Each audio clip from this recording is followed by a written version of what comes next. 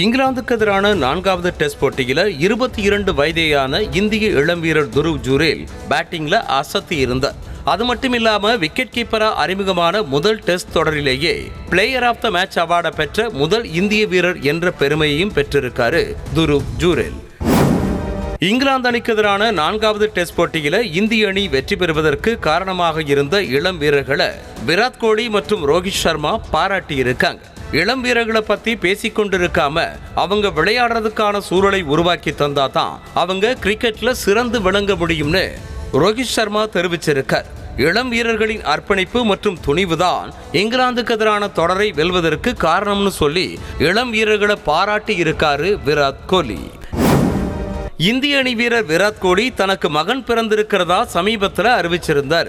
இந்த நிலையில அவர் லண்டன்ல ஒரு ஹோட்டல்ல உட்கார்ந்து உணவு அருந்தும் புகைப்படம் சமூக வலைதளங்கள்ல வைரலாகி வருது. WPL தொடர்ல இன்று நடைபெறவிருக்கும் ஆட்டத்தில் RCB அணியும் குஜராத் ஜெயின்ஸ் அணியும் மோதவிருக்காங்க. RCB அணியோட வீராங்கனை சபினேனி மெஹானா மற்றும் ரிச்சானா கோஸ் போன ஆட்டத்தில் அரை சதம் விளாசி அசத்திய நிலையில இந்த போட்டியிலையும் சிறப்பா விளையாடுவாங்கன்னு எதிர்பார்க்கப்படுது. குஜராத் அணியை பொறுத்தவரை ஆல்ரவுண்டரான அஷ்லே கன்னர் பேட்டிங் மற்றும் பவுலிங்ல அந்த அணிக்கு பலமா இருப்பாங்கன்னு சொல்லப்படுது. செய்திகளை உடனுக்குடனும் துல்லியமாகவும் தெரிந்து கொள்ள சப்ஸ்கிரைப் பண்ணுங்க.